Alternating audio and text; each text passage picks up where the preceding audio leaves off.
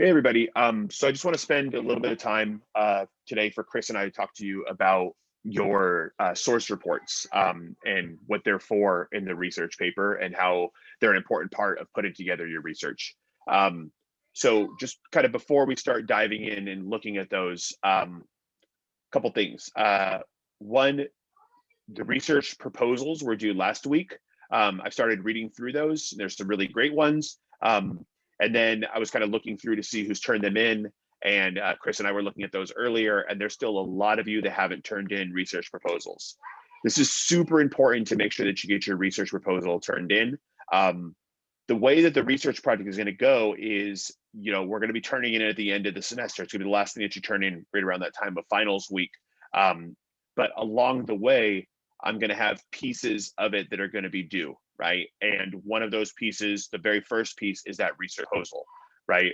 This is one of those projects that it's the biggest thing that you've worked on. It'll be, like I mentioned in the prompt, about a 5-page essay, but it's going to be manageable if we kind of chunk it along the way, right? Starting with the proposal, moving into the source reports, talking about the outline, and so on. If it's something that you aren't on top of and try to work on towards the end, it's really, really going to set you up for having a difficult, if not even close to impossible time to be able to get it finished. Or especially because, if you're taking other classes, you're going to be doing finals in those other classes. Like, this is one of those projects that, like, have these small assignments along the way, not because this week is a lighter week than other weeks or next week will seem light, but it's because you're supposed to be working on your research paper. And that's going to be true for the rest of the semester. So if there's times where, like, you have a question, like you don't know where you're going to go with your research proposal, like, email one of us, stop by our office hours. Like, we'll be advertising additional times to meet with you. I'm available in normal office hours, but I'm also available by appointment, and I'm really, really flexible. And so is Chris. So, like, please let us know, but make sure those research proposals get in. Like, if you're seeing this today and yours is not turned in, get it in today, tomorrow at the latest. Like, we need to see these because you need to have an idea of where you're going before you start diving into the research. Yeah, this is the jumping off point, and everything else for the next few weeks is going to be reliant on that jumping off point. So if you're having any difficulties, like, reach out to us and let's get this going. Exactly. So the next part of it is, right, we're also working on the third essay. The third essay, you're going to be analyzing one of those kind of topics or issues within Born a Crime. It's going to be due next week. So this week is just time for you to work on that, and then also work on the first source report. So that's what I want to talk to you about now, is putting together this source report. So let me share my screen really quick, and so we can take a look at this assignment together. So this is just me sharing what's in Canvas, and talking about what a source report is, and how to go about putting one together. So source reports, more than anything else, they're there for you, right? Are helpful for me because they give me some context on what the issue is that you're exploring, and what kind of articles you're finding to be able to explore this problem within this community.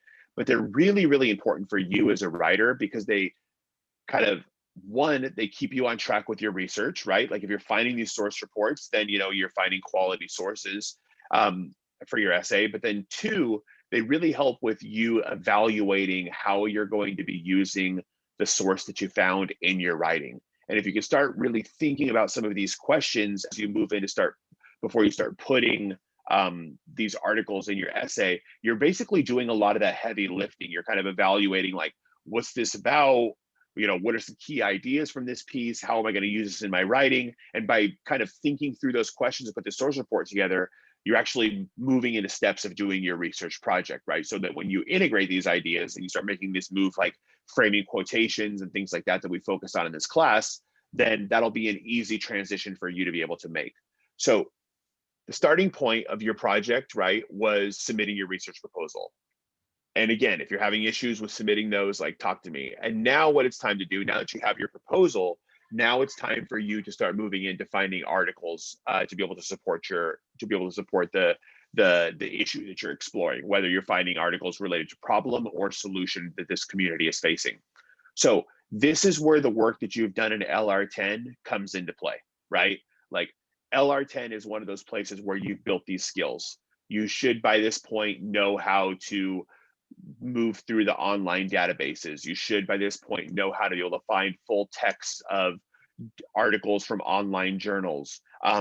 If this is one of those areas where you're having difficulty, if finding articles is something that's challenging for you, or that you're just having, whether in general have questions about how to be able to find them, or you're having an issue finding articles related specifically to your topic, my office hours on Thursday are from 9:30 to 11:30.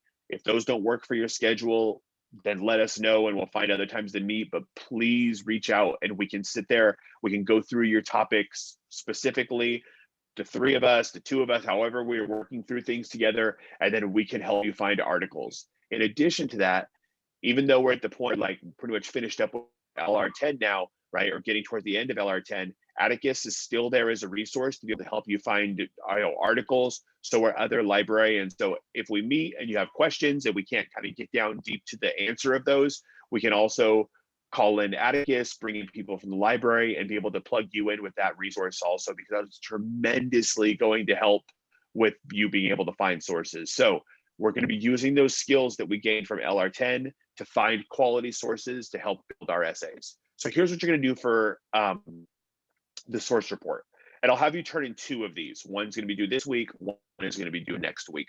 And this is going to help keep you on track of your research. They're pretty straightforward. It's not a lot of writing. It's maybe about a page at the most, but it's really important about what you're doing in this source report to be able to analyze the sources that you're finding and think about their efficacy and how well they're going to work in your essay. So here's kind of the directions. So first, you're going to start your source report by stating the problem that you're planning on researching at the top of your page. So it's very clear. Here's what I'm researching, gives me a context, gives you a context, right?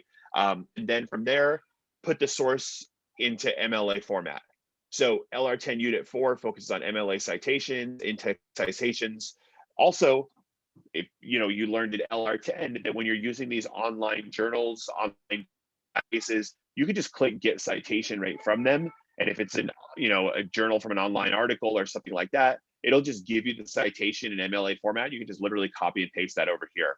The reason that I want you in the source report to give me the citation for these is because one of the things it's going to do is going to make putting your works cited page together really, really easy, because you'll already have this work done.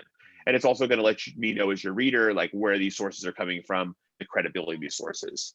Next, you're going to justify or prove the source's credibility using, and this, we use this acronym, right? This is used in LR10, this CRAP test that you learn about in LR10. So essentially, like, why is this article or this argument of this source, like, why is it credible? What's the credibility of the writer? What's the credibility of it? Is it current? Is it accurate? Who's writing it, right? Like, really kind of think about, like, why is this a credible source that you're using in an essay? Because that's what's really important, right? And that's the move that's so important that we built in LR10, is this idea of being able to be critical of sources that we're looking at and evaluate those sources to make sure that they're quality sources and credible sources that we're using in our arguments, to make sure that, like, our ideas are well informed by sources that we're reading through that are of a high quality. So next, you're going to be summarizing the information provided by the sources you discovered.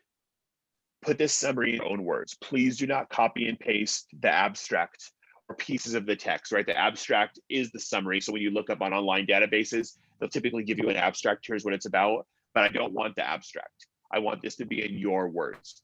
Tell me what this article is about. So just for this, essentially, you're just going to think about it the same way that if, like, you were sitting in an article, I'm like, hey, what's this about? What are you reading? And just in your own words, tell me what it's about. It doesn't have to be super long, but I think using your own words is super important, because it's, one, it makes it easy for me to digest as I'm reading these different source reports. But more importantly, what it does is it puts you into a situation where if you can tell me what something is about in your own words, then you have a really clear comprehension of that thing. And then it's easy for you to kind of internalize those ideas. So that's the third piece. So sorry, fourth. So first, what's the problem you're addressing? Second, put it in MLA format, write the citation. Third, what's the credibility? Next, summarize it. And the last piece is explain how this is going to help you understand the problem that you're searching in more depth. So essentially, why are you wanting to use this article? How do you plan to use this article in your paper? right? Why is this article standing out to you? So this is kind of that so what piece of it, right? Like, how are you going to use it? What's good about it? What do you think is compelling about it, right? How is it going to support your argument? And that's it. So I included a sample, and you can see like this is a perfect example of what a source report should do, and it's not a ton of writing, right? This is from one of my previous English 1 classes. I think it's last semester, maybe the semester before. And here's what this student did. So here's the problem that she's focusing on for the essay. The problem I'm researching is how dependents in the military have a different lifestyle with consistent moving and limited resources. Some dependents, whether it's a spouse or a child, can't handle the instability. Straightforward, right? This is the problem that this writer is going to be investigating in their research paper. And you can see there's not a ton here, right? A couple sentences, straightforward. This is the problem that she's going to be exploring. Next, here's the source that she found in MLA format, right? Done and done. And all she did was take this and copy it, click that create citation within, the database she was using, whether it was EBSCOhost, right, or ERIC or one of these online databases, and just kind of copied that into there. Next is a source's credibility. And again, not a ton of writing here, but enough to be able to analyze this. I believe the source is credible and timely. It was written last year, so it had little time to become irrelevant. So it's a very current issue. This is really important, right? Like, especially if you're exploring something where currency is important, like, and it's like you're talking about an issue, like let's say, for example, you're researching something related to housing, right? And you're looking at housing in California.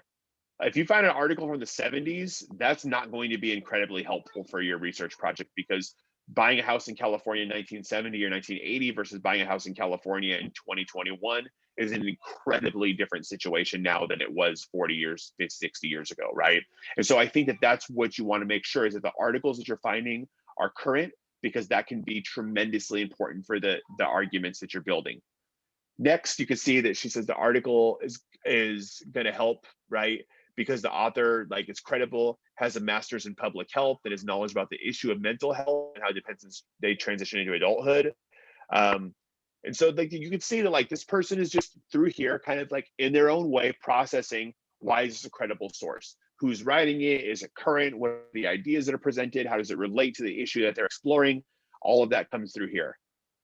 Next, here's a quick little article summary. This article describes the struggles of growing up as a military brat and the effects it can have on young adults trying to live a civilian life. The experiences of these children are extremely difficult than other kids. This can cause a lot of mental health issues, dependent community opposed to normal child as expected stability. And you can see like this writer didn't do a ton here. I think this writer could actually have given a little bit more of a summary here, but it's getting the job done, right? It's like, I'm not asking for a ton. I'm not asking for this to be as long as the article is, just a nice, well-developed paragraph about what this article is about. And then the last piece of it, especially with sorry, go ahead, Chris. Especially with the information you think that's going to end up in your paper. If there's something that you really think like, this is the point I want to get from this, include that in your summary. Right. And then the last piece is a few sentences explaining why you're planning on using it. This paper can provide tools showing how dependent children go through, not always having support when needed growing up. I think it'll help show a need for change in the military community. And now this source report is done. So you can set your source report up the same way this person did, right? Like, it doesn't have to be like a whole well put together, like, thing like an essay. It's just like, what's the problem? What's the MLA format, source credibility, article summary, and how are you going to use it? So this is the only thing that's technically due this week. But that means that this week, a couple things. One is if you haven't, you can see like this is where it's going to be turned in, right? Just on Canvas like normal, just as an assignment worth 10 points. So this is the only thing that's going to be turned in this week, but it's not the only thing that you should be working on this week, right? So that means that this week you should be working on essay number 3, right? Which is analyzing Born a Crime. You're using the whole book to be able to build your argument and help with that analysis. If you have questions about that third essay, let us know.